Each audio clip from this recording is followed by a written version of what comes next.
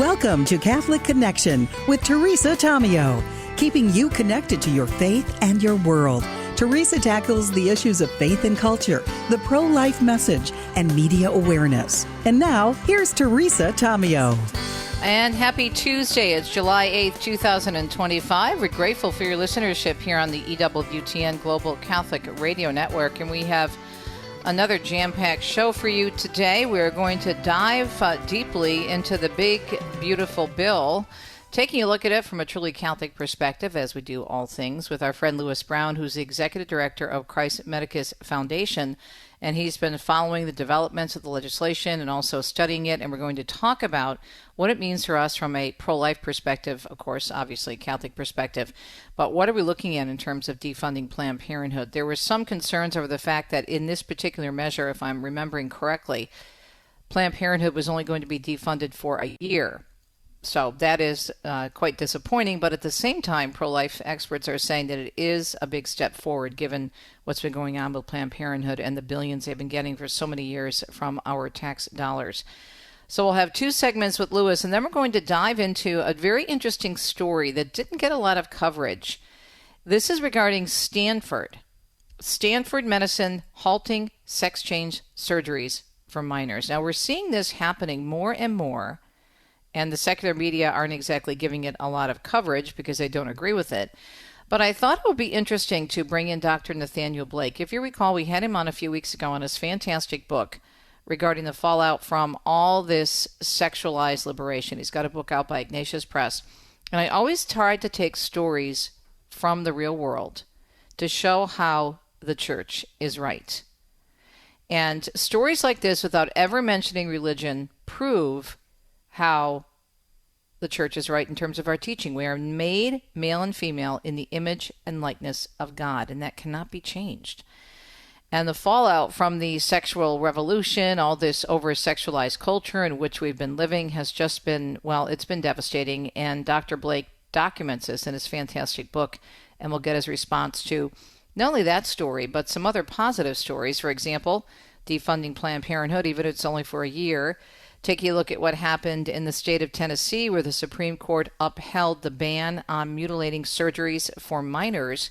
And then the Supreme Court also upholding a big situation in the Maryland schools, allowing parents to opt out when the schools are going to be presenting some very, again, over-sexualized and highly inappropriate material for children. So these are all stories that are showing people are starting to slowly, perhaps, please God, get their common sense back, because for a long time, common sense wasn't so common, right?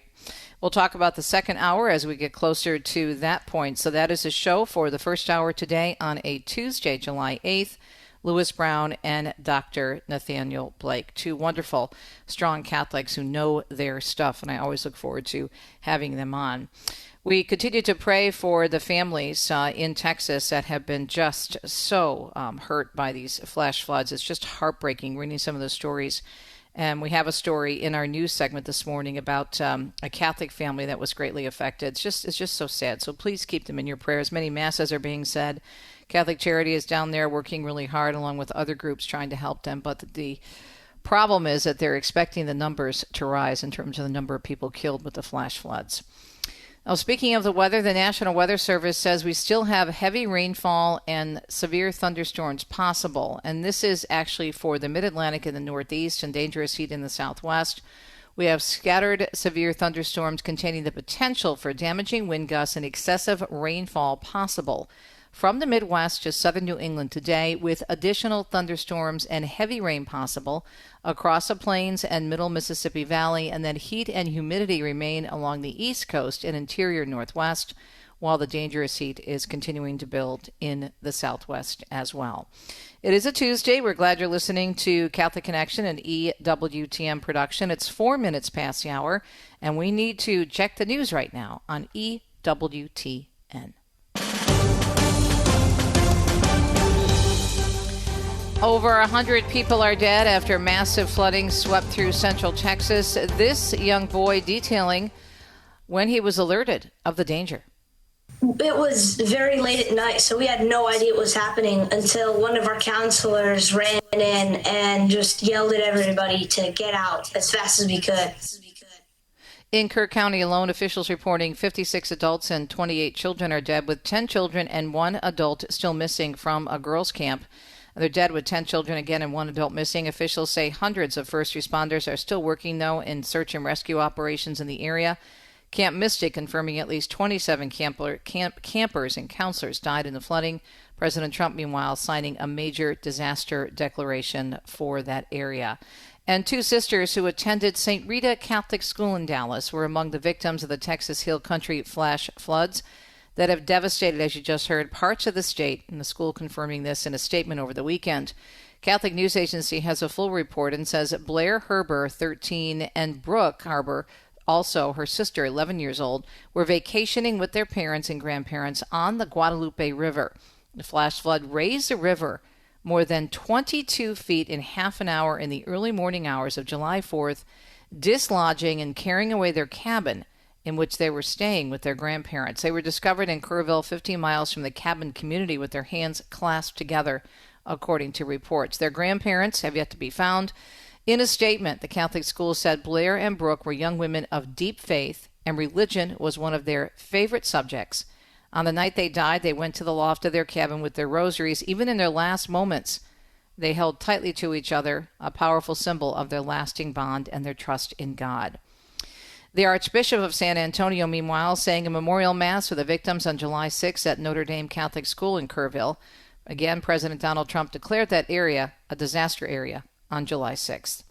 Congressman Tony Gonzalez says the work won't stop until everyone is accounted for, but just getting to ground zero is proving to be difficult for crews. Chainsaw teams from the Texas Baptist Men are cutting through timber that was washed downstream. On top of that, they say that river levels are rising and falling as more rain is predicted upstream.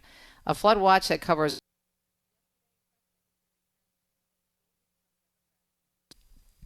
yesterday, Press Secretary Caroline Leavitt scolding some Democrats and the media for claiming recent cutbacks at the National Weather Service hindered warnings to people in the area.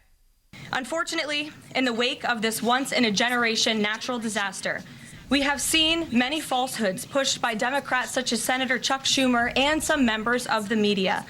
Blaming President Trump for these floods is a depraved lie. Leavitt adding the weather station in that area actually had extra staff in place before the storm, and anyone, she says, who uses the issue to score political points should be ashamed. She confirmed that Trump will be in Texas this week to visit areas of the state hardest hit by the deadly flash flooding. And Scott Pringle tells us a New Jersey man is being praised for his efforts in helping rescue scores of the Texas flood victims. U.S. Department of Homeland Security Secretary Kristi Noem is highlighting the effort that 26-year-old Scott Ruskin has made as a U.S. Coast Guard rescue swimmer. He's from Oxford, New Jersey. She says Ruskin directly saved 165 victims in what is his first rescue mission of his career. Noem says he was the only triage coordinator at the scene and that his selfless courage embodies the spirit and mission of the Coast Guard. Scott Pringle, NBC News Radio, New Jersey. In other news this morning, the coffin holding the incorrupt body of Blessed Pier Giorgio Frassati will be in Rome for veneration during the Jubilee Year of Youth, July 26th through August 4th. That's according to the Vatican's Jubilee office. As CNA explains, the coffin will be transferred from the Cathedral of St. John the Baptist in Turin in the Italian region of Piedmont to the Basilica of Santa Maria sopra Minerva in Rome. Frassati is originally set to be canonized on August 3rd during the Jubilee of Youth, will now be declared a saint by the Pope on September 7th, along with Blessed Carlo Acutis. Frassati's remains will be displayed in the Basilica of Santa Maria sopra Minerva in Rome until August 4th so that they can be venerated by young people attending events July 28th through August 3rd. And Pope Leo will celebrate the Youth Jubilee's closing Mass at a local university campus on the south outskirts of Rome. The Young Blessed's relics were also present at World Youth Day in Sydney back in 2008 at the request of George Cardinal Pell. Tammy Trujillo tells us the immigration battle between the Trump administration and California is now escalating. Border Czar Tom Homan told reporters there are plans to flood agents into sanctuary cities like Los Angeles. We're going to double down, triple down on sanctuary cities. Why? Not because they're a blue city or a blue state, because we know that's where the problem is. He says there are plans to ramp up worksite raids. The Justice Department previously announced a lawsuit against Los Angeles over its sanctuary city policies. Attorney General Pam Bondi said in a statement the city is flouting federal law by prioritizing illegal aliens over American citizens. I'm Tammy Trujillo. President Trump says the U.S. will be sending more weapons to Ukraine. We're going to send some more weapons. We have to. They have to be able to defend themselves. They're getting hit very hard now. He made the remarks at a White House dinner with Israeli Prime Minister Benjamin Netanyahu. This comes after the administration had paused some weapons shipments to Ukraine over concerns U.S. military stockpile was being depleted. Meanwhile, Israeli Prime Minister Benjamin Netanyahu is nominating the president for the Nobel Peace Prize. I want to present to you, Mr. President, the letter I sent to the Nobel Prize Committee. It's nominating you for the Peace Prize, which is well-deserved. He announced again the nomination at that dinner at the White House, saying Trump is pursuing peace and security in many lands, especially in the Middle East. He told the president, again, he sent the letter to the committee and that he should win. Trump thanking the Israeli prime minister and also saying that the nomination is very meaningful coming from Netanyahu. Mark Mayfield tells us the L.A. Police Department says a ghost gun was used to injure one of its officers last weekend. The suspect who shot an officer during a foot pursuit in Exposition Park on Saturday had a ghost gun. Ghost guns don't have serial numbers, making them nearly untraceable. Two uniformed gang enforcement detail officers believe that the man was in possession of a gun and tried to stop him for questioning, but he took off. The officer who was shot has non-life-threatening injuries. The suspect remains behind bars on $1 million bail. I'm Mark Mayfield. There is reportedly no evidence that convicted sex offender Jeffrey Epstein kept a so-called client list. That's according to multiple reports that cite a memo on a review completed by the Justice Department and FBI after being ordered by President Trump. The review also confirming the disgraced financier died by suicide. Supporters of President Trump and some of his cabinet members had questioned the official story about Epstein's death in the past. Elon Musk had claimed in a post on X that Trump was in the alleged Epstein files, but later deleted it. Sean Diddy Combs' sentencing date could be moved up with the hearing later today, weighing the timeline. Last week, the rap mogul was found guilty of transporting people for prostitution, but acquitted of the more serious charges in the sex trafficking trial in New York.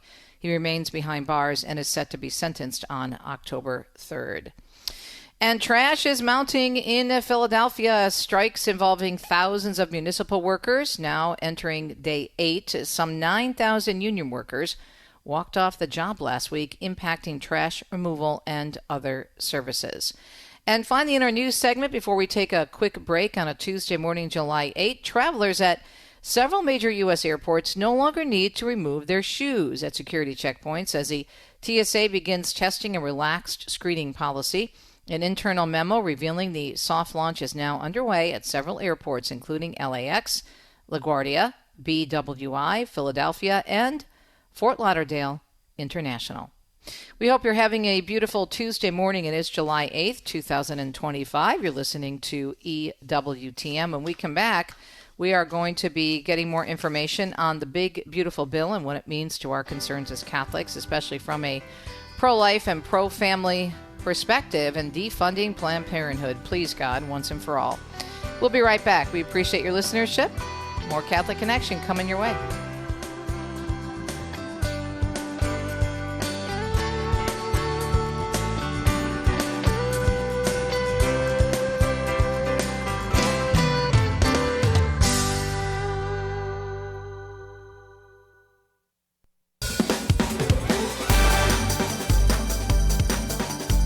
July 8th, 2025. Great to be with you on the EWTN Global Catholic Radio Network. Great to have my friend Louis Brown with us. He's Executive Director of Christ Medicus Foundation, and we're going to talk about the BBB, the Big Beautiful Bill. Louis and I have known each other for a long time, and he's a Michigander. He comes from an amazing family. Let me tell you, they are all brilliant. His mom, his sister, And I'm so glad he's on our side because he's a tough cookie and does great work in D.C. and elsewhere. Louis, my friend, great to catch up with you. So let's get your perspective on this. I think there's been some really good questions raised about it, and there's some concern in the pro-life community about the defunding Planned Parenthood with the BBB, that it didn't go far enough. What are your thoughts on that? And thanks for joining us. Yeah, thanks so much for having me on. As you know, I count you as a friend, but also just really, truly love your show.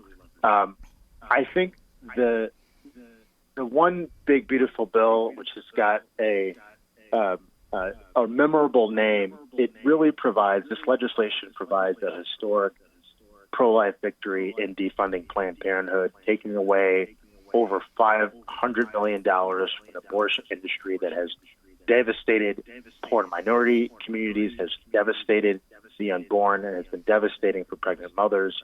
The Planned Parenthood CEO said that they would lose $700 million in funding. The defunding of Planned Parenthood in this legislation will likely cause dozens of abortion clinics to shut down. It will likely protect thousands of unborn children from being killed, and will protect the health and dignity of thousands of pregnant mothers. So I am so grateful that we have this important pro-life victory. It's only for 1 year. It's not perfect. There's other really good things about the legislation. There's other things that really should be improved when it comes to the dignity of the person. But it's a great first step in restoring a culture of life and divesting out of a culture of death, divesting out of pro-abortion care, and starting to invest in pro-life care in our country, particularly in our tax dollars. And I think that's very exciting. What else do you find really great in terms of the issues about which we're concerned? Of course, we're talking about life and marriage and family. Right. So something that we put out two statements on this legislation, and something that I come back to, Teresa, is what St. John Paul II said in an exhortation, I believe, in the 90s. He said, above all, the common outcry which is justly made on behalf of human rights, for example, the right to health, to home, to work, to family, to culture, is false and illusory if the right to life, the most basic and fundamental right, and the condition of all other personal rights is not defended with maximum determination. So St. John Paul II is saying that unless we defend the right to life with maximum determination, the just, legitimate right to health and all other rights will totally be destroyed. So the most basic issue in this legislation is the right to life. Protecting the right to life, stopping the intentional killing of unborn children and other vulnerable patients is a fundamental moral issue, and the government has an obligation to stop the intentional killing of unborn children. I believe that's what happened when we have this legislation, this law now, that has defunded Planned Parenthood. The level of government funding for federal health care programs, Teresa, has a moral dimension. It's important, but it is a prudential matter. It is not the same as fundamentally saying we're not going to give money to abortion providers. So I think that's the most important moral issue in this legislation. It overrides other concerns. At the same time, I think more needs to be done. We need to do a better job as a country to provide medical care, not just health insurance coverage, but actual quality medical care, particularly to people that are materially vulnerable, that are materially poor, that are disabled. So more needs to be done. There were a lot of reforms that the legislation did to Medicaid. I think many of those reforms, and we can talk about them, were good things.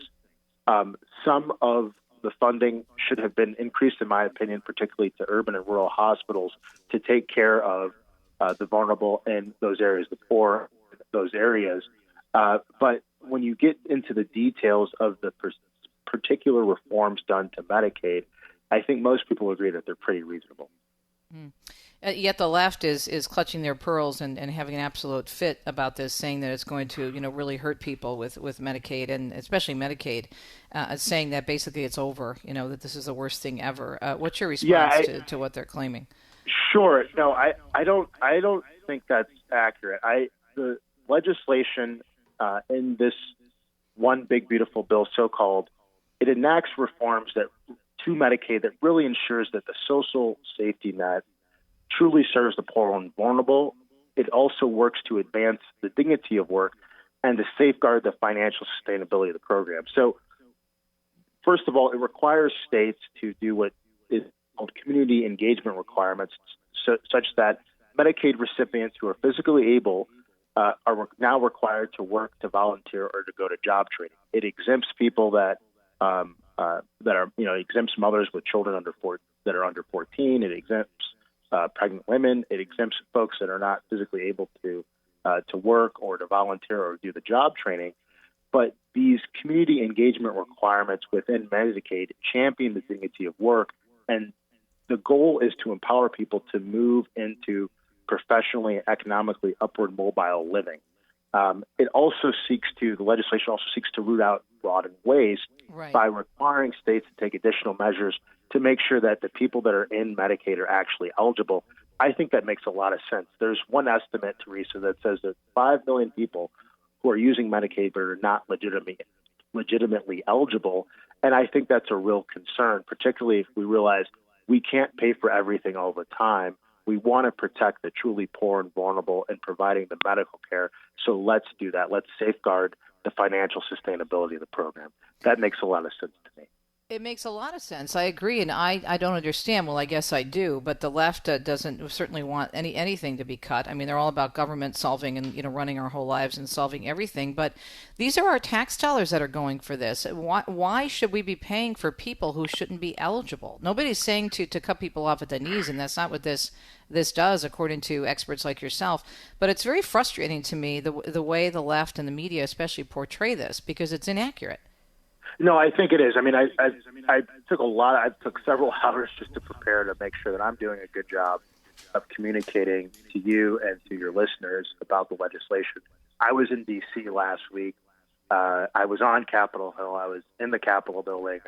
I had 2 great meetings, largely covering this legislation and talking about some of the details of it.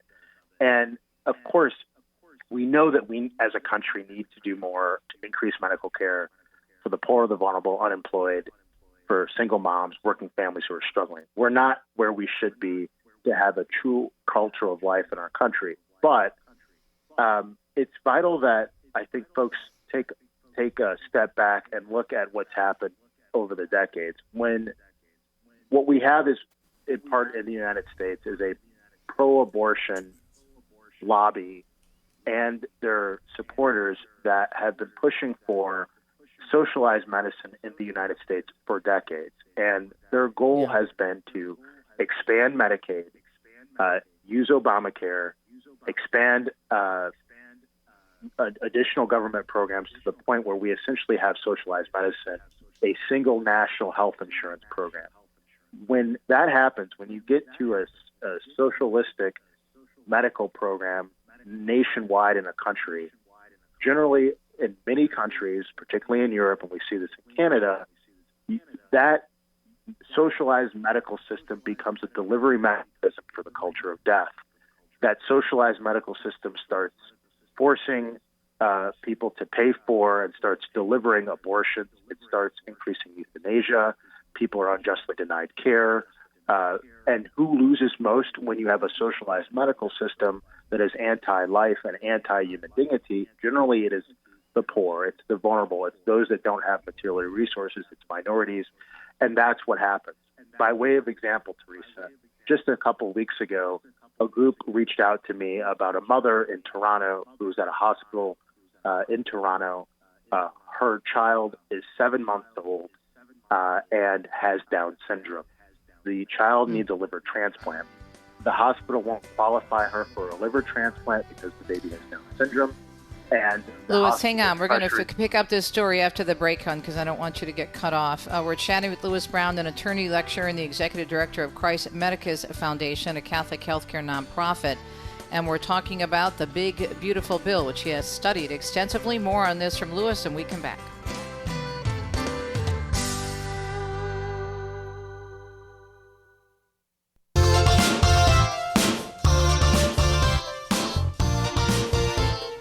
Wishing you a beautiful Tuesday morning. It's July 8th, 2025. Appreciate the great work and insight of Louis Brown. He's an attorney, lecturer, and the executive director of Christ Medicus Foundation, a Catholic healthcare nonprofit. He leads efforts to promote religious freedom and the dignity of human life, and was even appointed back in 2017 to the U.S. Department of Health and Human Service Offices for Civil Rights, working to enforce federal civil rights protections for patients. Okay, Louis, our satellite break got a little bit interrupted us in our conversation. You were telling us about the story of a mom up in Toronto. Finish that story because it sounded very compelling. Yeah, it's really tragic, and the story illustrates what happens when countries go to socialized medicine. In those countries where we have socialized medicine, many of them, the national, federal, socialized medical system controlled by the government becomes a delivery mechanism for the culture of death. And what we have as a country, we have an obligation that our federal government, the state government, faith-based healthcare, the private market, communities, states, we all together as a civil society have an obligation to provide care for the poor and the vulnerable and to protect human dignity, but it doesn't mean that government has to directly pay for it. And so with this story about this mother in Toronto, as I was recounting earlier, her child is 7 months old. Her child's in the hospital. It's a girl. The child has Down syndrome and needs a liver transplant. And the hospital will not qualify her. My understanding is the hospital will not qualify the baby for a liver transplant, number one, but that the mother says that she is also being pressured to euthanize the child, to literally kill the child. And that is unthinkable.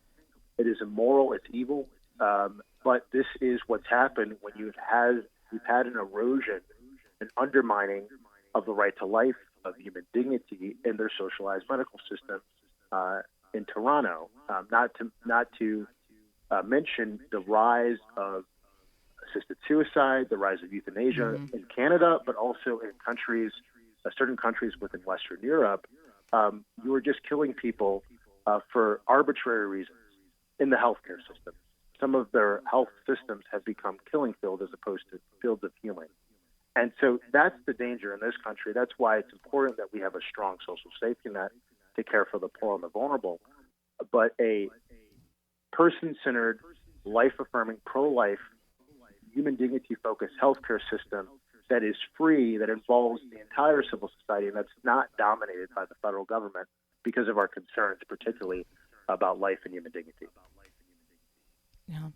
In terms of, speaking of the continuing conversation on the pro-life cause, Louis, in terms of defunding Planned Parenthood for a year and shutting down, please God, several abortion facilities, do you think that will be, I know that the funding, that issue will come up again because it's only for a year, but once they close these facilities, with your experience, how difficult is it to reopen them? Because I would hope that this would really, put a nail in the coffin, so to speak, in terms of shutting these for good. Yeah, so I think a couple of things. It's important. The pro-life movement has been working to defund Planned Parenthood. I was talking to one Capitol Hill staffer. He said for 15 years. And on some level, the essential communication from some corners, my experience was from some corners of Congress, the effective communication was it can't be done. And there's all types of legislative rules on the Senate side that makes it difficult to do it, even in reconciliation because of this thing called the Byrd Rule. And it finally got done. We finally are starting to starve this beast that leads the culture of death in America. And that is monumental. The number of children that will be saved, the number of women that will be protected and safeguarded from harm is huge. And Planned Parenthood themselves, I've seen some numbers in some of these reporting to say that over 150 clinics could shut down in the United States. That is unbelievable. Wow. And so we have to celebrate this victory, but there's more to do. And some people say, well, we really wanted 10 years and it's only 1 year. Well, thank God we got to this point because some folks thought it just wouldn't be possible. And so it's important that we continue. It's important that we as a pro-life movement continue to divest out of and defund abortion and all other anti-life procedures and also transgender procedures that are harming children. And then we start to invest our tax dollars, our people, our institutions, our dioceses in a true pro-life healthcare ecosystem, a true culture of life. And I think that this is an opportunity to start that. And we have a political situation in our country that is encouraging that and allowing that and supporting that, and that's very exciting. Yeah, and I think the attitude seems to be changing. I mean, the left just went so far to the left, Lewis. I mean, just swung so heavily. I mean, if you look at the surgeries, for minors and the things they were pushing in Maryland, the Supreme Court had 2 really good decisions in favor of families and parents and children. Do you think we're finally getting some common sense back here, maybe? Yeah, I'm really hopeful. I think there's a political realignment happening in the country where at a minimum, people are more open to truth. It's not about, we're not trying to favor one political party over the other, but we want people, St. John Paul II said that, my understanding, he said that if he had one scripture verse that he could leave with future generations, he would have said, the truth shall set you free. Set you free. So I think, right, and I think we're looking at a situation where people that, supported things that advanced the culture of death, or that supported things that broke down the family, or that undermined religious liberty, they're starting to awaken. Even in places like New York City, even in previously very left-leaning anti-life areas of the country, you're starting to have voters. You're starting to have minorities. The case in Montgomery County where parents stood up against the attempt to indoctrinate their children in a LGBTQ, kind of formation.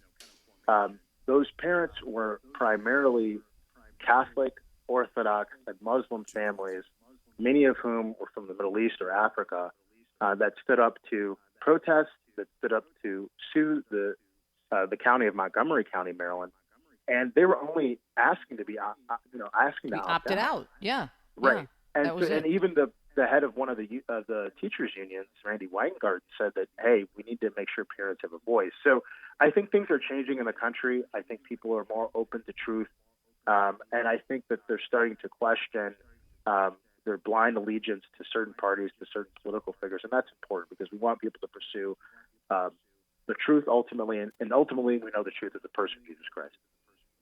Amen. Well said. Great way to wrap up the program. Lewis, thank you so much. Great to talk with you, and all the best to you and your growing family. Tell Krista we said hello and give your mom a big hug, and thank you for all that you do. Where do we find you online at Christ Medicus? ChristMedicus.org. ChristMedicus.org. Thank you. So great to be with you. Hope to see you next month. Okay, honey. Hope to see you back in Michigan. Lewis Brown, Executive Director of Christ Medicus Foundation, talking about the big, beautiful bill. You know what he was saying about people being open to the truth and people having their eyes open. We're going to discuss that with our next guest coming up, Nathanael Blake, who wrote a very powerful book from Ignatius Press all about how sexual liberation has not helped anybody. And so we're going to dive into that with him. He's going to be joining us up next. In particular, speaking of people getting some common sense, as Lewis mentioned, Stanford Medical halting sex changes surgeries for minors. Well, what do you know? We'll talk about that up next, and other stories making the news where people hopefully are seeing reality instead of inventing it. More to come.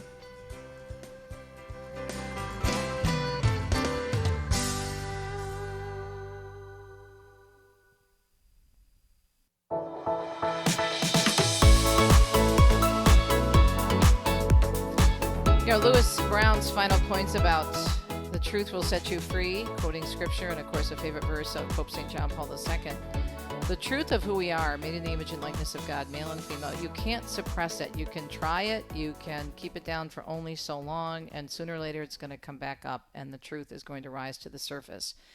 And that's why I wanted to bring Dr. Nathanael Blake back on, because he has a fantastic book that really highlights so many of the issues that we discuss here on EWTN. Victims of the Revolution, How Sexual Liberation Hurts Us All. It came out in April, the end of April, early May. And it's an excellent book and has so much information for all of us in terms of what's happening in our culture. But there have been several stories, several positive stories. And I always like to bring in stories from the real world that show how the church is true. For example, we look at Doctor's book with all the information he has in there about how we were told for so many decades that we can do whatever we want with whomever and with our bodies. And yet the fallout from that, you don't have to be an expert, a theologian, a doctor, or anyone to figure it out. If we just look at what the CDC says every year, the Centers for Disease Control every year says STIs, sexually transmitted infections, are at epidemic proportions. Well, duh, if you promote sex all the time and tell people they can do whatever they want, what do you expect? But what do? They want to throw more birth control at it, which does not work. So anyhow, these recent stories should be encouraging because maybe finally people are, God willing, beginning to have common sense again. Dr. Blake, thanks for joining us. So I sent you a few stories. Well, let's look at the Stanford Medicine halting sex change surgeries for minors. What was your reaction when you saw that? Thanks for joining us. Thank you for having me on. And my immediate reaction is great. Without the past time, really, because we should never have been doing these surgeries. Children. Okay, it sounds like we're having, Doctor, it sounds like we're all of a sudden having a problem with your phone. Maybe we can redial you real quickly or reconnect because it sounds like you're underwater, actually. Let's try it again. Let me see if I can hear you. Can you repeat your response? Oops, I think we're gonna have to try to. Okay, we're going to redial Dr. Blake. The book, again, is Victims of the Revolution, How Sexual Liberation Hurts Us All. It's from Ignatius Press. A little background for you before we get the good doctor back on. The book shows from within the damage that the sexual revolution has caused to our bodies, our souls, and our sense of joy. Quoting extensively from testimonies and reports written by the revolution's most outspoken advocates, Dr. Blake proves that even beyond the question of right and wrong, Christian sexual ethics simply provide a better way to love and to live. And Doctor, I was just reading a little bit of background about your book, but thanks again. I appreciate you allowing us to dial you. So again, your reaction to the Stanford story. I think it's great. It's past time. They should never have been doing these surgeries on children. I am concerned that they're only halting these surgeries for minors and that they didn't say that they're going to stop doing providing children with puberty blockers and cross-sex hormones. So it's encouraging, it's progress, but we aren't done yet because they are still trying to transition children to some extent. Why do you think they're stopping with the surgeries? Why don't you think they're going further if they think the surgeries are a problem? Well, I think it's because the pressure the Trump administration brought in, saying they're going to cut funding for any hospitals that are doing this. So clearly they are responsive to the threat of having financial sanctions imposed on them. And what that shows is that they don't necessarily believe this is good medicine. Instead, because if they really believed, they would say, no, we have to keep doing this. This is life-saving care and all that stuff they say. But instead, they'll stop it if they'll lose money over it. So then this is proof, I would say, and would you say the same, that really this is, I learned in J school a long time ago, follow the money and consider the source. I mean, if you look at the money trail, and we know people who have these surgeries become lifelong patients, and there's a lot of money in this type of a so-called lifestyle in terms of the pharmacies and the physicians, yeah. Yeah, there's a lot of money in it, and that has been a major incentive for them to keep going, is every child who starts down this path then becomes, as you said, a lifelong medical patient. They have to keep receiving something because their bodies have lost their natural equilibrium. In terms of the testimonies, share with us with whom you spoke. There's so many different testimonies you have in the book that attest to being victims of the revolution. What did you learn? So what I learned is that a lot of these people, and in particular young girls, are drawn into this usually because of trauma, because of early exposure to pornography, some combination of these things. And then it seems like transitioning, not being a girl anymore, is a solution to their problems. So I quote Chloe Cole. I've seen her talk a few times, and she's one of the more prominent detransitioners. And, yeah, she had surgery when she was 15 to amputate her breast, a irreversible, lifelong with surgery with lifelong consequences. And there are other girls, Layla Jane had these surgeries when she was 13. And again, these are girls who were traumatized or abused or otherwise unhappy. The social media tends to play a really large role in pushing this onto children, promising that, hey, you're an unhappy teenage girl, which unfortunately isn't uncommon. A lot of teenage girls struggle. But then it offers them the hope of a way out, but it's a false hope. It only hurts them further.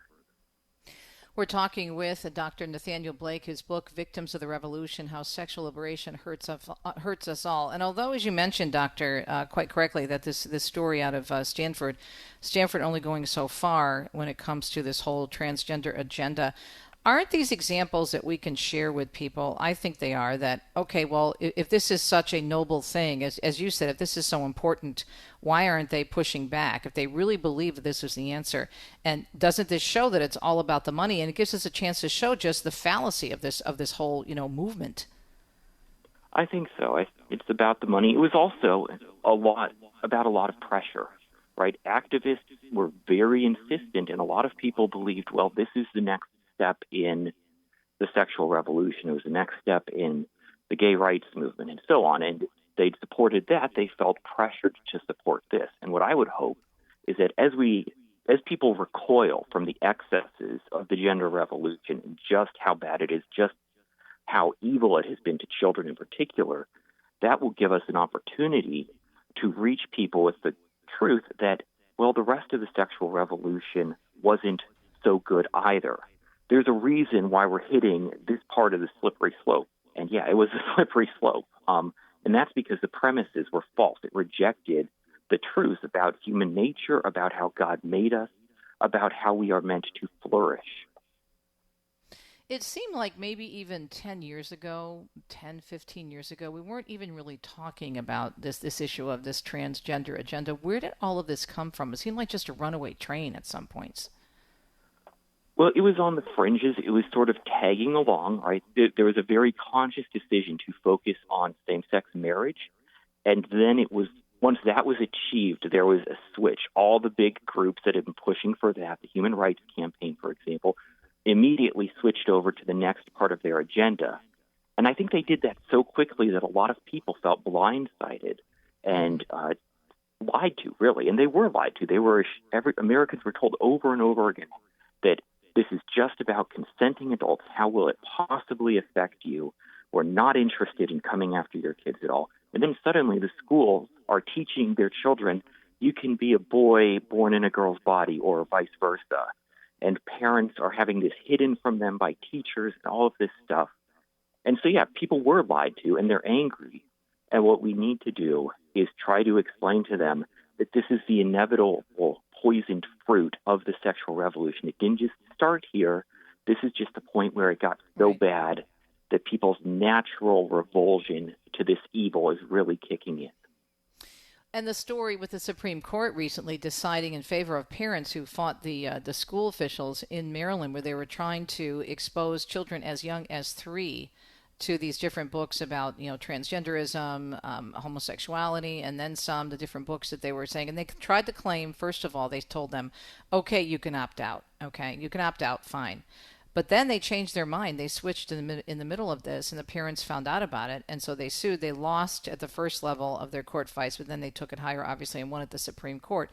But all the parents wanted to do was opt out. And the school said no. First they said yes, they said no. And you were talking about children 3 years old, and it wasn't just, as if that weren't bad enough, sharing these books, but it was engaging them in these conversations. And so it was grooming at a very, very early age.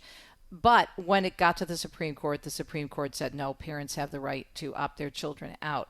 I think exposure to that story as well has people now thinking twice about this. I think so. And it exposes, again, that this whole movement is an evangelical movement, not in the Christian sense of Christian evangelicals, but in a religious sense of it does proselytize. It targets children to teach them its worldview, which is, of course, contrary to a Christian understanding and Christian truth and simply to the natural truth of who we are. Insisting that we can be somehow the opposite sex, that's superstition. That's like astrology or something. It's nonsense. So to convince people of it, you have to start early. And so naturally they start with children, teaching them that the basic human reality of our male and female existence, which we know is given to us by God, is false, and that instead there's a fluidity or a inner mutability to it. And they have to go after the children because their entire argument has been built on this lie of you're born this way, for your sexual desires. You're born this way for your gender identity, whatever that is. But that's not true. But if they concede that, they concede their whole premise. So do you think we're making some progress here with people waking up to the reality or getting courage, Doctor, to speak back? I think so. I think having the Supreme Court rule for us on these cases is good. I think, well, I wish the Trump administration would do more. They've done some good things, and those give people courage, and they give them a sign that, no, you're not isolated, you're not alone, you're not crazy, because so much of this has been driven by fear, that sense of cultural ostracization that people experience when it seems like all the world is going this one way. And it can be hard to stand up even when you know that you're right. Yeah. But I think there's some real positive steps. And I really think having testimonies in your book is so important, because you can't argue with someone's testimony. And especially if you look at someone like a Chloe Cole and all these detransitioners, there are thousands of them that are out there telling their story and trying to give the proper information and the reality of the situation to people. So where can we get your book, Doctor? You can find it at the Ignatius Press website, ignatius.com, as well as on Amazon. People prefer shopping there. How's it doing? Do you know? It seems like it's gotten really great reviews on Amazon. I think it's doing okay, but I don't know all the numbers, and maybe that's good for me to not be watching those too obsessively. Yeah, I know. Once you start doing that as a fellow author, it gets addicting. You just got to leave it up to God and make sure you're getting it out there, because what you're doing here is like super important.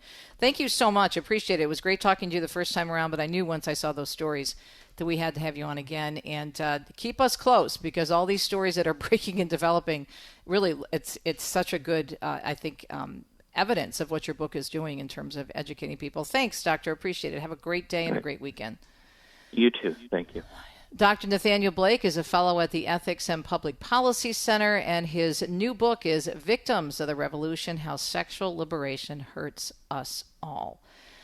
Get a hold of this book. Take a look at the information in here. Take a look at the facts and the reality, especially if you are concerned, and aren't we all, about children and what the world is trying to do to our children. We'll be right back and let you know what's coming up in the second hour on EWTN Radio Extra. Stay tuned.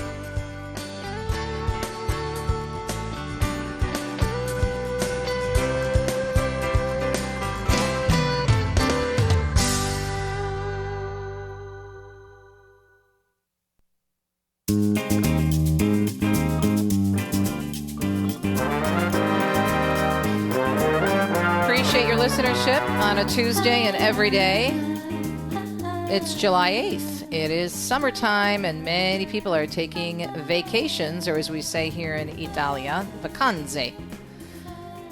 But sometimes when we get home from our vacation, we need a vacation from our vacation. You don't want to do that. I found this really cool story on the Vatican website.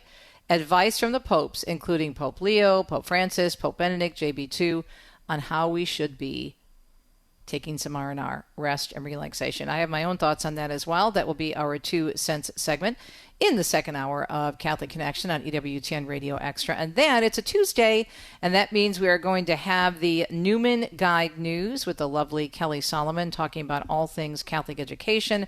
A number of stories we're following with you for that segment. It's actually 2 segments with Kelly on Tuesday. So do hope you can stay tuned for the entire second hour of the program. And don't forget EWTN.com. And check out the book from Dr. Nathanael Blake, because it's really, really important. It reminds me of my book, also by Ignatius Press, by the way, published by Ignatius, Extreme Makeover. I did that primarily from a female perspective, how women have been sold a bill of goods, but his book covers more than just women. I was doing it from a perspective of women, because so many women, including myself, were affected by the lies that were told to us over the many years growing up in the 70s and 80s.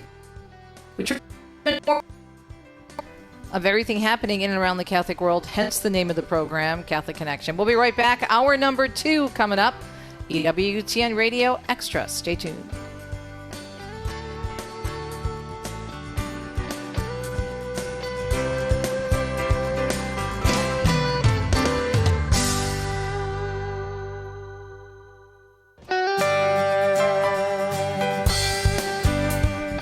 Welcome to Catholic Connection with Teresa Tomeo, keeping you connected to your faith and your world.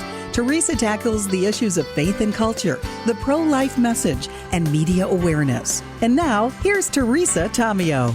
And we continue our Tuesday production of Catholic Connection, hour number 2 on EWTN's Radio Extra. We're so happy that you've tuned in. I think you'll enjoy the program, the second hour, as well as the first. Hopefully you're listening then as well. Coming up after the weather and the news this morning on a Tuesday as we move through this beautiful month of July, many people, of course, are maybe still in vacation mode because a lot of people take their vacations around the 4th of July for good reason, and especially this year because for the first time in 10 years, the 4th of July, or was it 12 years, I forget, fell on a Friday, which made for a really nice long weekend. But how are we spending that vacation? Are we doing too much? Are we just too busy? And then when we are done with our time off, we feel like we didn't take any time off at all. Well, I have some thoughts on that, related, of course, to our life in Italy and beyond, but also the popes have some thoughts on that. So more importantly, we're going to start with their opinions, including Pope Leo, who is at Castel Gandolfo right now, which is a beautiful town south of Rome, and it is above a beautiful volcanic lake, Lake Albano. It's in the hill country of Rome, and there's many beautiful towns and lots of gardens. It's just a very relaxing place, and so you can understand why the popes would use that. At least Benedict did, JP2, Leo. Francis decided he liked Rome better, so he stayed back in the Eternal City, to each his own. But Francis also talked about the importance of taking time off and relaxing. So we shall discuss in our 2 cents segment. And then, of course, it is a Tuesday, and that means Newman Guide News on Tuesdays with our very own Kelly Salomon from the Cardinal Newman Society talking about education. Even though it's summertime, many young people are preparing to get back to school. Many kids go back to school in August, and then, of course, we have college coming up as well. Before you know it, it'll be Labor Day. Flies by way too quickly. All right, weather-wise, we have scattered severe thunderstorms containing the potential for damaging wind gusts and excessive rainfall possible. That's from the mid-Atlantic to southern New England, with additional thunderstorms and heavy rain possible across parts of the plains and mid-Mississippi Valley. And then we have heat and humidity remaining along the east coast and interior northwest, while dangerous heat is building up into the southwest. That is a look at the weather and our rundown, as we say in the biz for today. Appreciate, again, your listenership. You are listening to EWTN Radio Extra, our second hour here on EWTN. Let's get started with the news.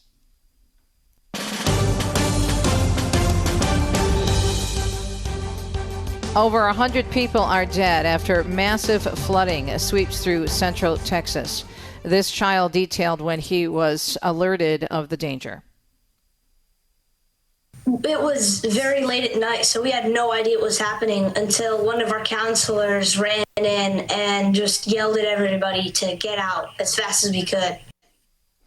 And that is a young child who was one of those impacted by the floods, but he survived, thanks be to God. But in Kerr County alone, officials are reporting 56 adults and 28 children are dead, with 10 children and 1 adult still missing from a girls' camp.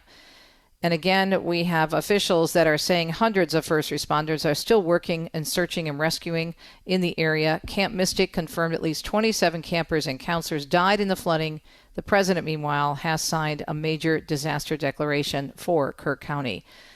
2 sisters, according to Catholic News Agency, who attended St. Rita's Catholic School in Dallas, were among victims of the Texas Hill Country flash floods that have devastated parts of the state.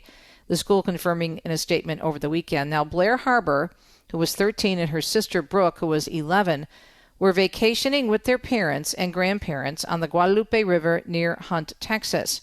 The flash flood raised the river more than 22 feet in a half an hour in the early morning hours of July 4th, dislodging and carrying away their cabin in which they were staying with their grandparents. They were discovered in Kerrville, 15 miles from their cabin community, with their hands clasped together, according to reports.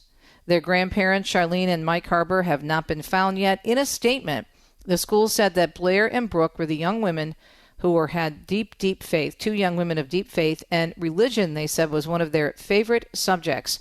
On the night they died, they went to the loft of their cabin with their rosaries. Even in their last moments, they held tightly to each other. They said it was a powerful symbol of their lasting bond and their trust in God. The Archbishop of San Antonio, meanwhile, holding a memorial mass for the victims. That took place on July 6th at Notre Dame Catholic Church in Kerrville. And again, the president has declared that area a disaster area, and he also will be traveling to that part of the country. Now, if you'd like more information on that particular story in terms of this school and how it's affected and how other Catholic families are being affected, I just want to remind you to please tune to our many, many news outlets. Follow EWTN News Nightly. Make sure you check in with Raymond Arroyo. And also, please follow the Register as well as Catholic News Agency. Congressman Tony Gonzalez says the work won't stop until everyone is accounted for, but just getting to ground zero, he says, is proving to be difficult. Chainsaws teams from Texas Baptist Men, for example, are cutting through timber that was washed downstream. On top of that, they say the river levels are rising and falling as more rain is predicted upstream. A flood watch that covers all of the flood disaster areas has been extended for some time. And on Monday, Press Secretary Caroline Leavitt scolded some Democrats for claiming cutbacks at the National Weather Service hindered warnings to people in the area. Unfortunately, in the wake of this once-in-a-generation natural disaster, we have seen many falsehoods pushed by Democrats such as Senator Chuck Schumer and some members of the media. Blaming President Trump for these floods is a depraved lie. Leavitt adding the weather station in the area had extra staff in place before the storm, and anyone who uses the issue to score political points, she said, should be ashamed. Again, she confirmed the president will be in Texas this week. Scott Pringle tells us a New Jersey man is being praised for his efforts in helping rescue scores of flood victims. U.S. Department of Homeland Security Secretary Kristi Noem is highlighting the effort that 26-year-old Scott Ruskin has made as a U.S. Coast Guard rescue swimmer. He's from Oxford, New Jersey. She says Ruskin directly saved 165 victims in what is his first rescue mission of his career. Noem says he was the only triage coordinator at the scene and that his selfless courage embodies the spirit and mission of the Coast Guard. Scott Pringle, NBC News Radio, New Jersey. The coffin holding the incorrupt body of Blessed Pierre George Frassati, in other news, will be in Rome for veneration during the Jubilee of Youth. That's July 26th through August 4th. Now, Catholic News Agency is telling us, according to the Vatican Jubilee Office, a coffin will be transferred from the Cathedral of St. John the Baptist in Turin in the Italian region of Piedmont to the Basilica of Santa Maria sopra Minerva in Rome. Frassati, originally set to be canonized on August 3rd during the Jubilee of Youth, will now be declared a saint by Pope Leo on Sunday, September 7th, along with Blessed Carlo Acutis. Frassati's remains will be displayed in the Basilica of Santa Maria sopra Minerva in Rome until August 4th, so that they can be venerated by young people attending Jubilee events July 28th through August 3rd, when the Pope will celebrate the Youth Jubilee's closing Mass at a local university campus on the southeastern outskirts of the Eternal City. The young Blessed's relics were also present at World Youth Day back in Sydney, Australia in 2008, thanks to a request by Cardinal George Pell. Tammy Trujillo tells us the immigration battle between President Trump and California continues to escalate. Border Czar Tom Homan told reporters there are plans to flood agents into sanctuary cities like Los Angeles. We're going to double down, triple down on sanctuary cities. Why? Not because they're a blue city or a blue state, because we know that's where the problem is. He says there are plans to ramp up worksite raids. The Justice Department previously announced a lawsuit against Los Angeles over its sanctuary city policies. Attorney General Pam Bondi said in a statement the city is flouting federal law by prioritizing illegal aliens over American citizens. I'm Tammy Trujillo. President Trump says the U.S. will be sending more weapons to Ukraine. We're going to send some more weapons. We have to. They have to be able to defend themselves. They're getting hit very hard now. He made the remarks at a White House dinner with Israeli Prime Minister Benjamin Netanyahu. This comes after the administration had paused some weapons shipments to Ukraine over concerns a U.S. military stockpile was being depleted. And Israeli Prime Minister Benjamin Netanyahu is nominating the president for the Nobel Peace Prize. I want to present to you, Mr. President, the letter I sent to the Nobel Prize Committee. It's nominating you for the Peace Prize, which is well-deserved. He announced a nomination at a dinner at the White House, saying Trump is pursuing peace and security in many lands, especially the Middle East. He told the president he sent the letter, as you heard, to the Nobel Prize Committee, and that he also hopes he should win and thinks he should win. Trump thanking the Israeli prime minister and saying the nomination is very meaningful, coming from Netanyahu.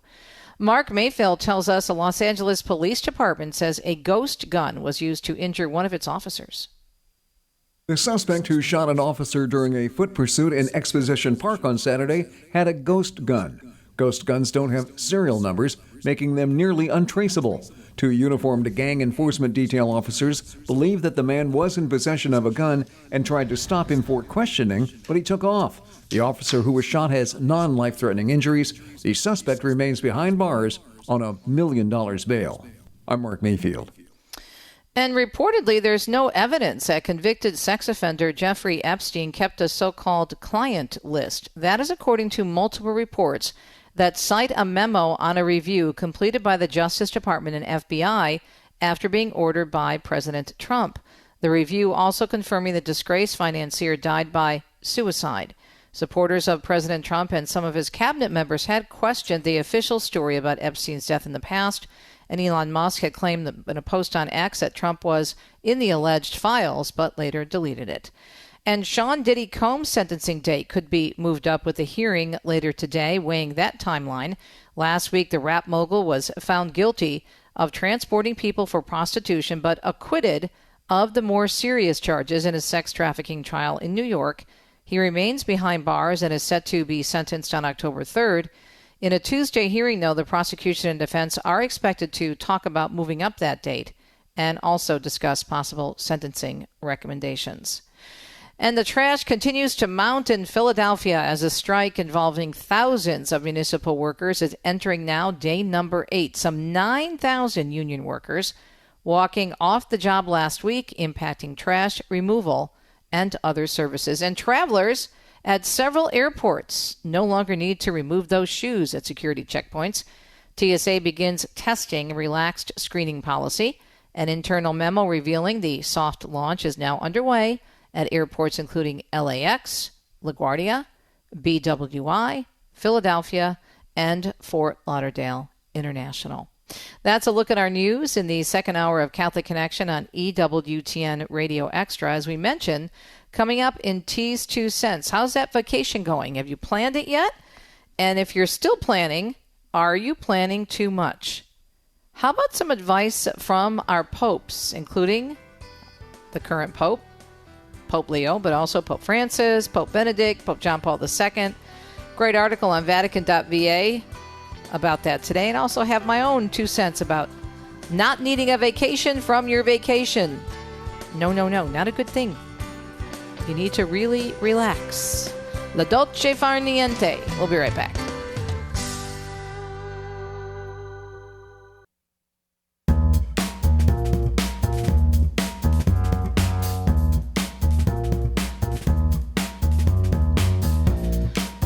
$16 minutes past the hour, EWTN coast to coast and around the globe. We are on the internet, as you well know, EWTN's Radio Extra. We are on some 600 affiliates across the country. We're on shortwave.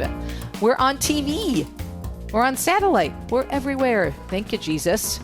We try to be anyway, to keep you connected to the Catholic community and beyond. Okay. So I love this story on the Vatican News site. You can find it at vaticannews.va or Vatican VA and just go to the news link there, but it's easier, vaticannews.va. And the headline reads, How to Spend Your Holidays According to the Popes. And it has a beautiful picture of the town of Castel Gandolfo. And if you want to look that up, it's CASTELGAN Gandolfo, G-A-N-D as in David, O-L-F-O. And it is south of Rome. It is in, they call it the hill country of Rome. And as I was explaining on another radio program this morning, it's a lovely area. And what's great is if you are planning a trip to Rome, whether it be this summer or any time in the near future, if you need a break from the big city, and trust me, you will, this is a great place to go. It is close. By car, it's 30 minutes. There's also trains that you can take there. And it's just so pretty. Again, it is above a lake, the Lake Albano, which is it was a volcanic lake, so it's very picturesque. It's very dramatic because of that. And it's just lovely. In addition to having a pontifical villa and the Vatican Gardens behind it, it's just adorable. It has a cute little square. It has a beautiful church. It has, I think, the first, or I wrote about this in my book, one of the smallest post offices, or the first post office in the world. And then it has great restaurants and wonderful religious shops, and you just get away from the hustle and bustle. Okay, so Castel Gandolfo, south of Rome. This is where now the Pope Leo the 14th, is taking back this tradition of vacationing in Castel Gandolfo. So the story reads again the headline, How to Spend Your Holidays According to the Popes. As Pope Leo takes some time off at the pontifical villas of Castel Gandolfo from July 6th to the 20th. So that's 14 days. It's 2 full weeks. Vatican News looks at what past popes have said about holidays. A break from work to restore physical strength, a chance to travel and contemplate the beauty of nature, a time for reading and new friendships, or to meditate and pray. These are some of the aspects that past popes, the article says, have emphasized when reflecting on the importance of vacation periods. So we just mentioned that the Pope is taking from July 6th to the 20th off at Castel Gandolfo, and then he's also going to be going down there in a few more days, or for a few more days in August. And again, it's about 25 kilometers, about 16 miles from Rome, takes you with traffic and the different roads, takes you about 25-30 minutes to get there. How can one make the best of his or her time?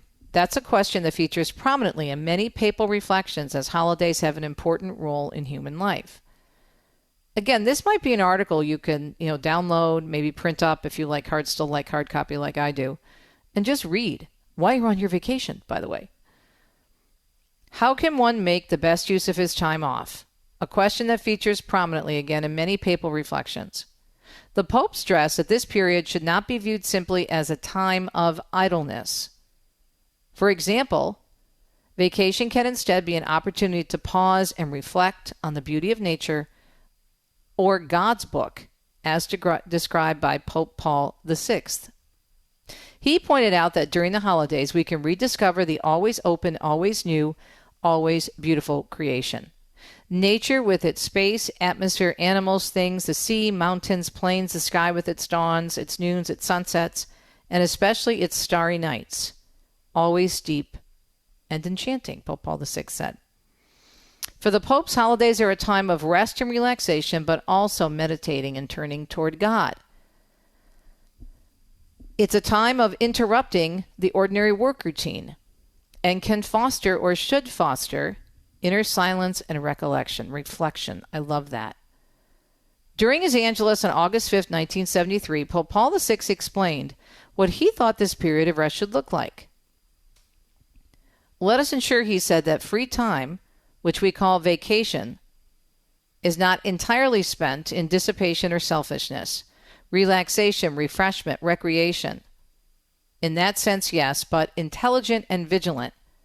He suggested, for example, catching up on our reading that may have been put off or aside during the year, or taking part in excursions to discover the beautiful treasures of history and art.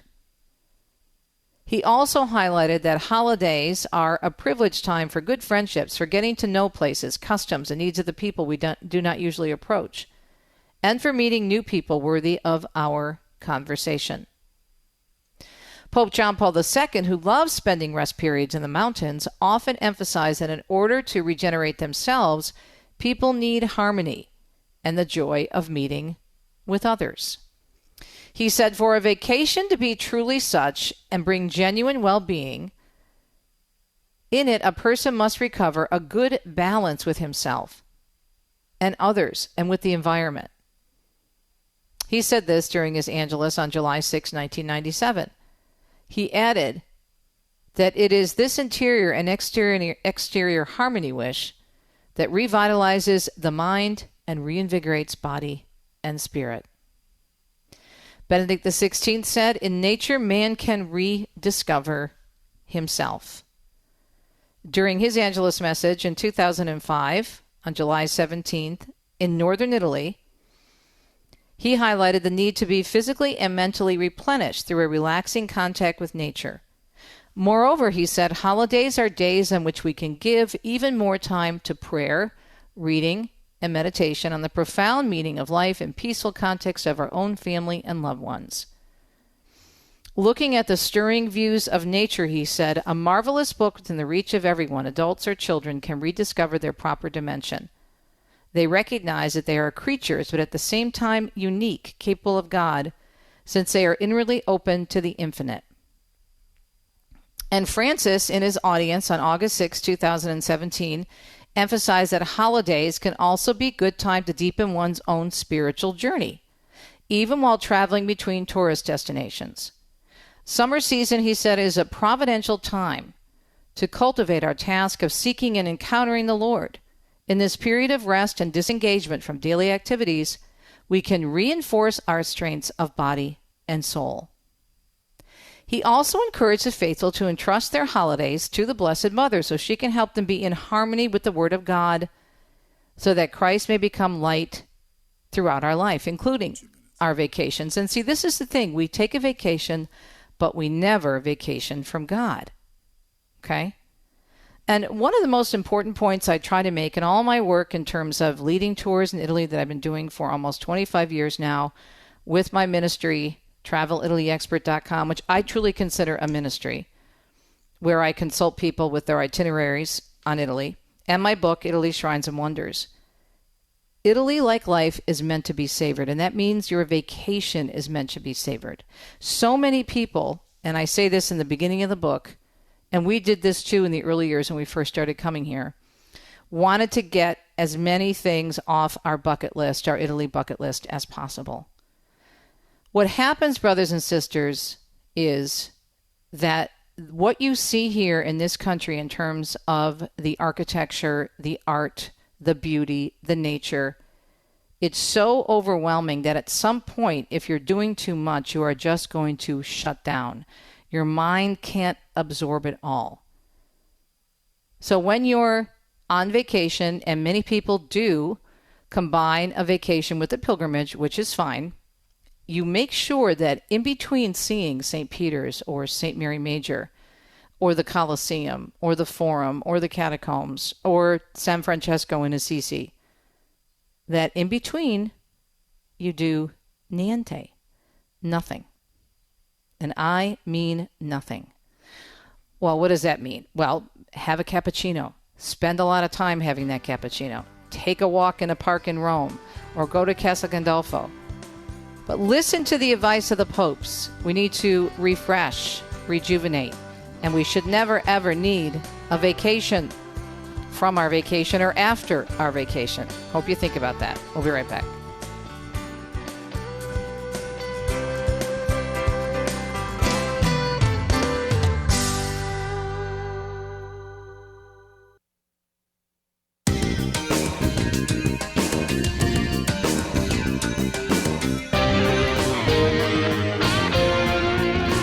Always great to catch up with our friend Kelly Salomon from the Cardinal Newman Society for our Newman Guide News on a Tuesday.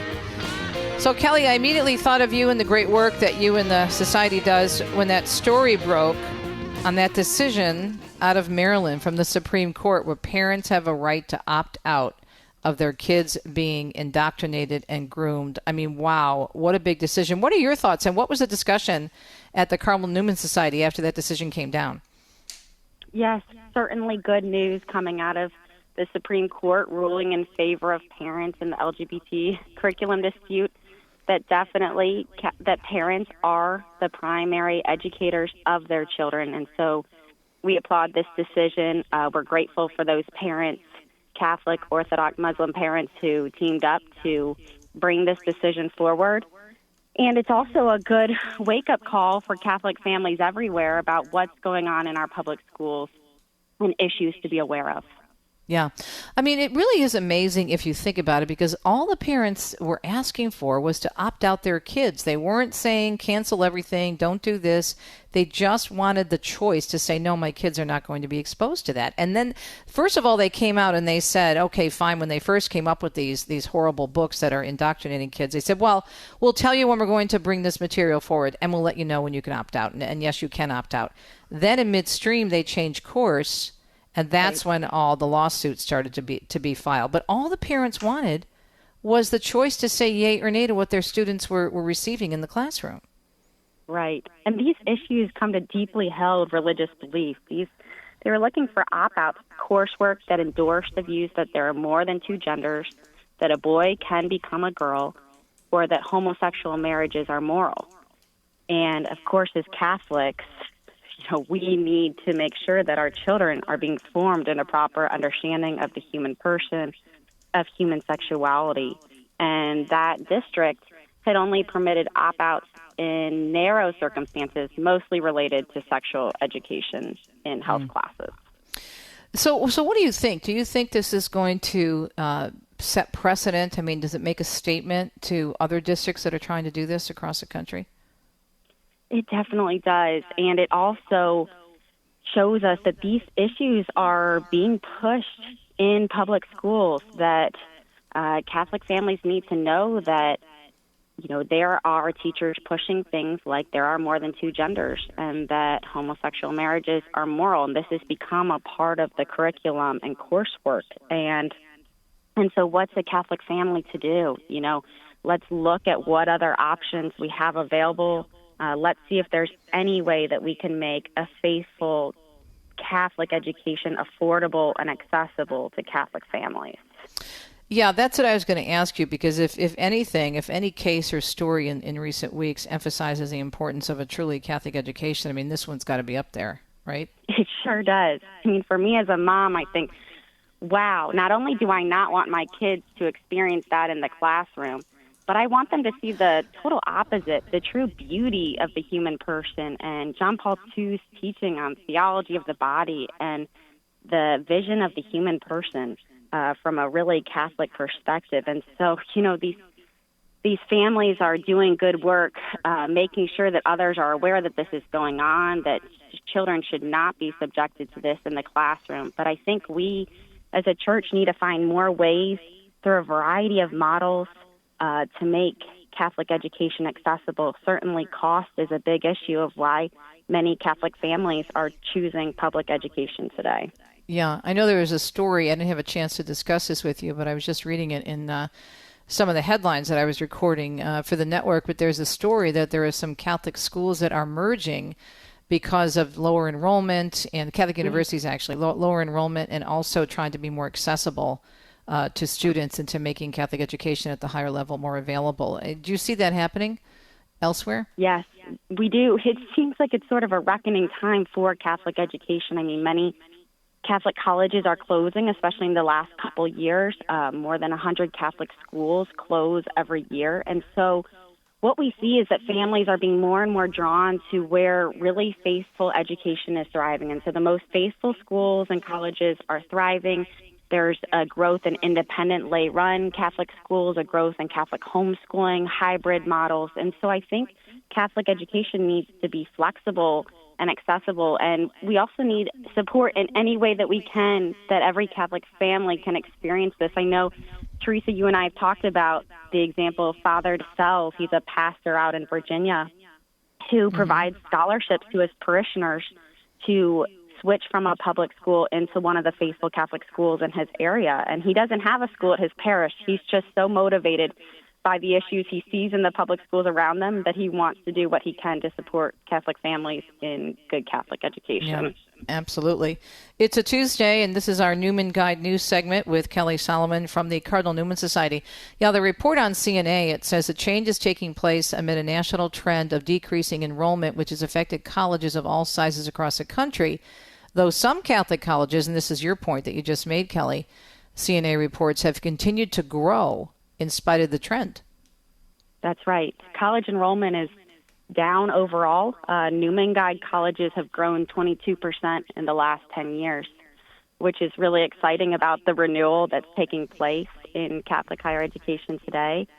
But unfortunately, many schools that have strayed from their mission, we see them closing, and we see that increasingly families are becoming choosy and when it comes to both school and college choices, and they want to know exactly what kind of education and formation their child will be receiving.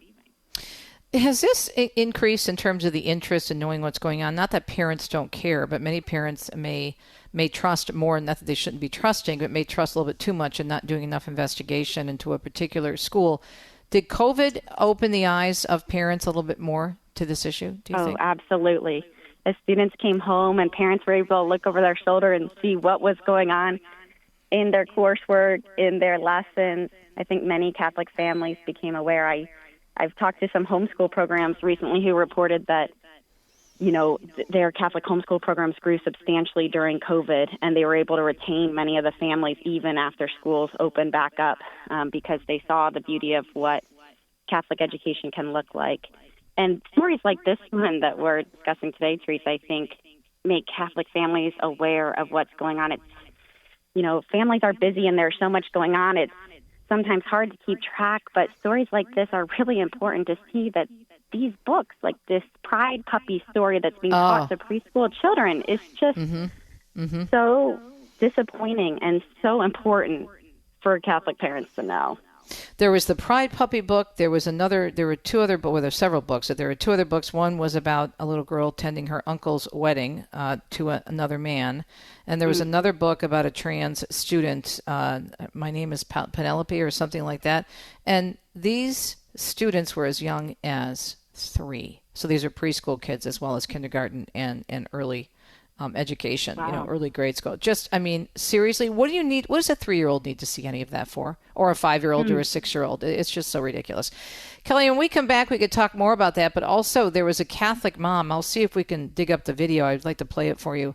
There was a Catholic mom who did some great interviews on why she wanted her daughter pulled out of that program in Maryland. And her daughter, bless her heart, is a special needs child that was still being exposed to this nonsense out in Maryland. More with Kelly Salomon on our Newman Guide News segment Tuesday. We'll be right back.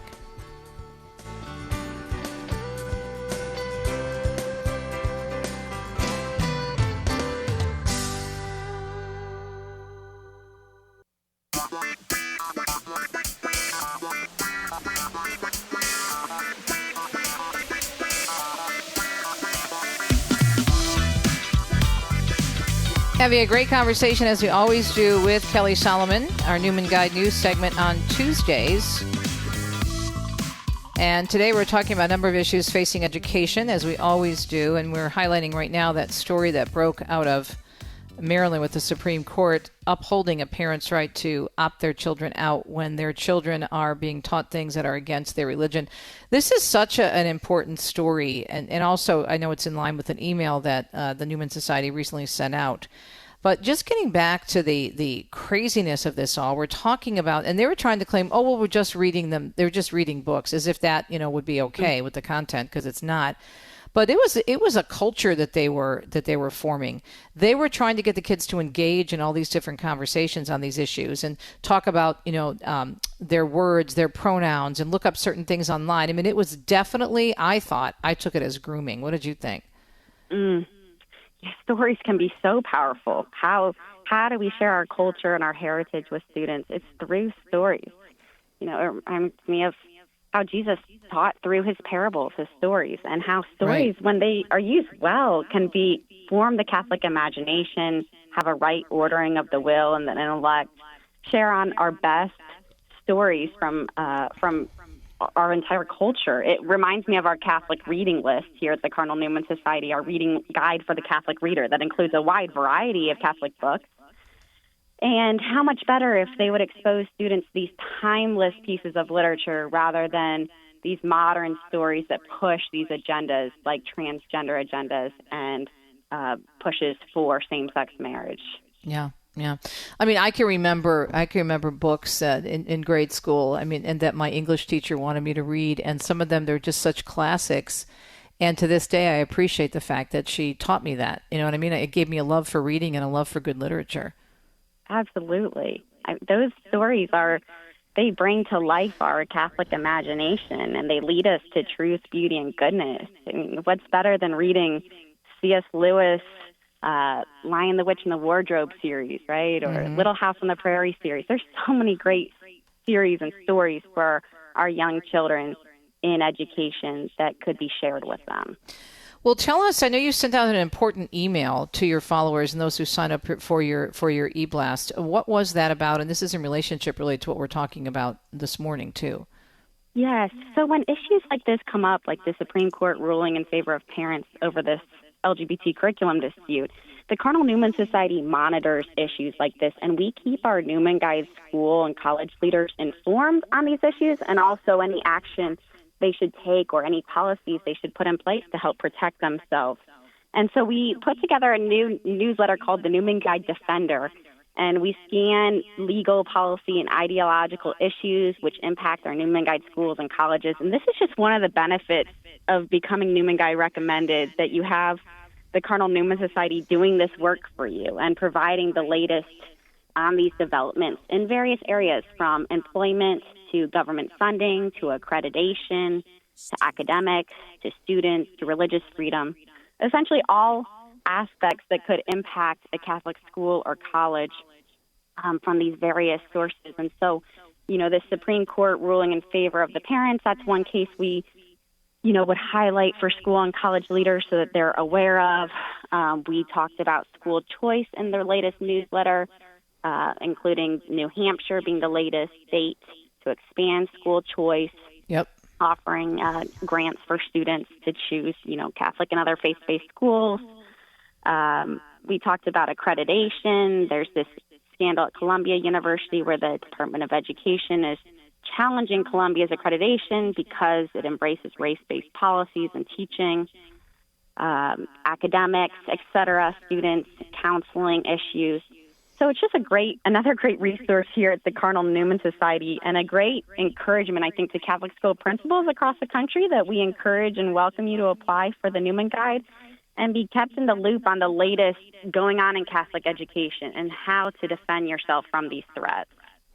Well, I think it's great because, as you said, we're all busy, and it's hard to keep up with all of this because this happens sometimes at breakneck speed, and it's like you're going to get dizzy trying to keep up with everything because there's so much breaking news and there's so many attacks on the good, the true, and the beautiful. So this is super important. I mean, you've got a couple of really good stories, several really good stories that are very recent. Ted Cruz, of course, Senator Ted Cruz introducing the Universal School Choice Act, proposing up to $10 billion annually in federal tax credits to support nonprofit scholarships that expand access to private education nationwide. Florida sets example regarding school choice programs, showing expanding such initiatives nationwide can strengthen Catholic schools and improve opportunities for low-income students. These are stories that we're not necessarily going to hear about because unless we are doing this 24/7, looking at news stories or, you know what I'm saying? Because it's tough. We're all busy and we like to keep up with the news, but we can't cover everything. Exactly. And when it comes to Catholic educators as well, they're extremely busy focusing on the education of their students as they should be. But these threats are real, and the Cardinal Newman Society can help keep them informed on everything from school choice to accreditation to academics. We pointed out these issues going on with counseling. Right now, the Cardinal Newman Society joined an amicus brief in a recent case challenging a Colorado law infringing on constitutionally protected speech by imposing gender ideology on therapists. And so Divine Mercy University is one of our Newman Guide recommended institutions. They organized the brief, and it was signed by several other Newman Guide colleges, including Belmont Abbey and Walsh University. And we highlighted this for other education leaders because we're concerned about counselors and the importance of them being able to be formed in an authentic understanding of the human person. Mm-hmm. Yeah, and I'm looking at this story from Santa Clara University. A student in a graduate course on human sexuality says she was required to watch a sexual bondage video in class. I found it. What? Yes. I mean, come on. And write her detailed sexual autobiography. I it's very rare, as you know, that I'm speechless, but I don't even know what to say. This is what they're being, sad. This is what they're being exposed to. This is just unbelievable. And then you have politics over science. A Harvard professor stripped of tenure after falsifying data. Oh, that was an interesting story. I remember that story in multiple studies. Now, she's supposedly doing research on, wasn't she, ideological virtues or something, and yet she was falsifying them? Right. Or something. What was her field of study? I forget, but it was so ironic that she was falsifying what her research. Yes, I can't remember exactly. It was ideological visions. And wait a second, I'm again, pulling it up here. Yeah, but this whole thing though, it's so super important that you're doing this for people because people need to know this information so they can be aware of just what they're up against in terms of sending their kids to school when they go to college, right? Yes, exactly. And what does faithful Catholic education look like? And what are you going to face if you enter classes at Santa Clara University, right? Here's an example of what we're seeing. Here's an example of what we're seeing in all of these religious freedom issues and how Newman Guide schools and colleges are putting into place policies to uphold strong Catholic identity, to defend themselves against these legal threats we see coming down the line so that they can remain faithful to their mission. Yeah. Well, we found that clip of that Maryland mom, and it's 5 minutes long, but what I'd like to do is I'll just have Richard roll a little bit of it to hear from this Maryland mom defending her decision to join this Supreme Court lawsuit, and they were victorious in the District of Maryland, or the area of Maryland. And I want our listeners to hear this again, and Kelly, I'd like your response. We'll run about 2 minutes of it, and then you can give us your thoughts on it. So, Richard, if you could just roll it for a bit. This is a Maryland mom who was part of the case in the Maryland schools where parents were simply trying to opt their children out of LBGT agenda courses, classes for kids as young as 3, and the Supreme Court said they had the right to do that. Okay, roll the tape, Richard. Thank you. Now with one of the parents who first brought this case in Montgomery County, Maryland, Mom Grace Morrison. Her attorney Michael O'Brien joins us as well. So Grace, thanks so much for joining us. Really appreciate it. Montgomery County first removed the opt-out choice in 2023. You're a mom of public school kids in Montgomery County. Why did you bring this case?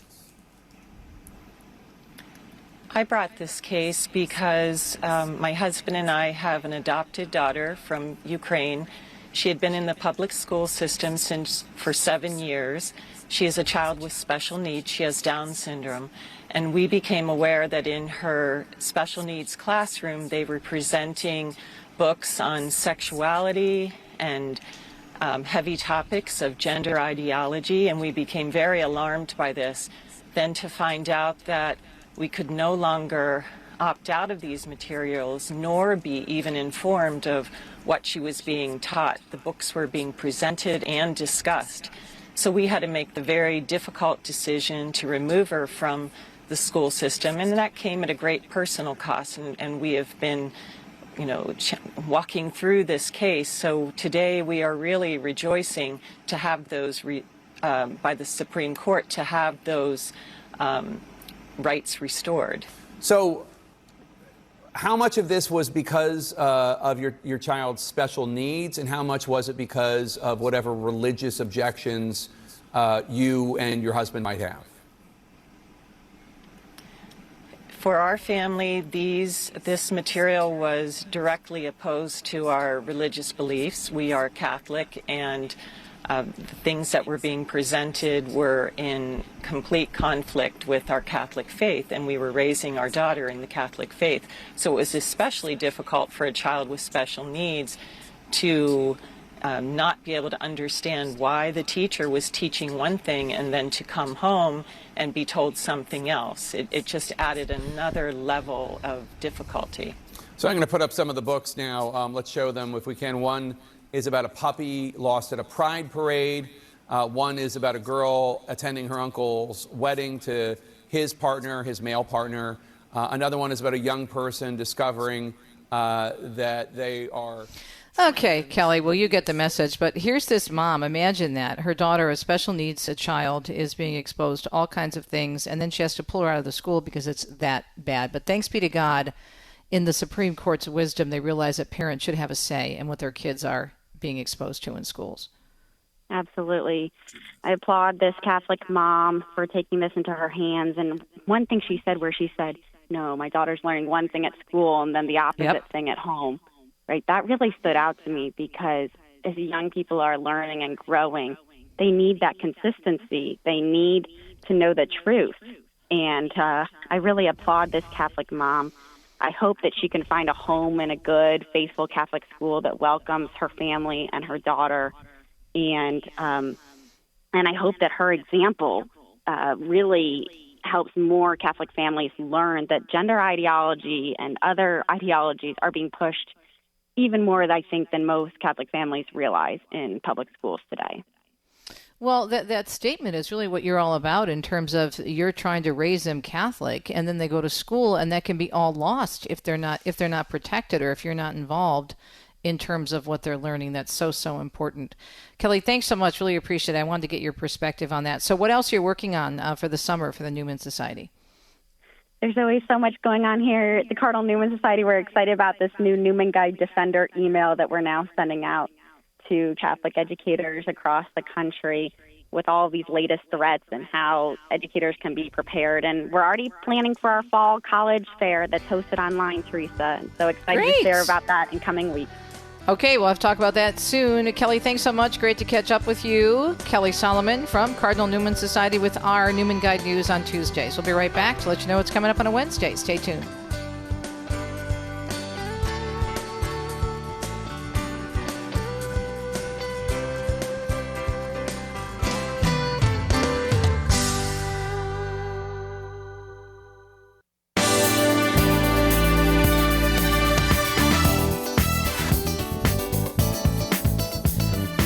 Now remember, if you're planning a vacation, make sure you don't have to take a vacation after you get back from your vacation because you're so completely exhausted, which too many people still do these days.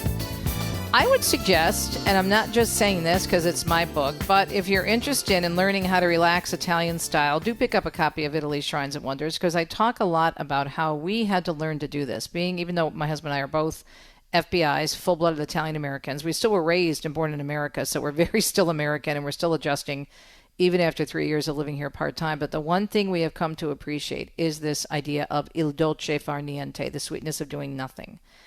And I was telling Richard, and I think I mentioned this last week on the air, that we have not gotten the TV and we don't intend to get one. Our entertainment at night is looking out at the countryside or going to find sunflowers, which is very easy because they're everywhere this time of year in central Italy, or watching the birds, or watching our community group clean up the back of our little church here. They're doing a great job in cleaning up the yard and giving some new lights to the statue of the Blessed Mother, and just diving into the community and relaxing and don't always feeling like we have to do something. So think about that, and that cool article about the popes can be found at Vatican.va. All right, coming up tomorrow, of course, speaking of Italy, Joan Lewis joins us all about Rome, and we'll have Shrines and Wonders Wednesday, and Julian Greg Alexander all about marriage, mornings on marriage. Have a great Tuesday. Talk to you in the middle of the week. A domani.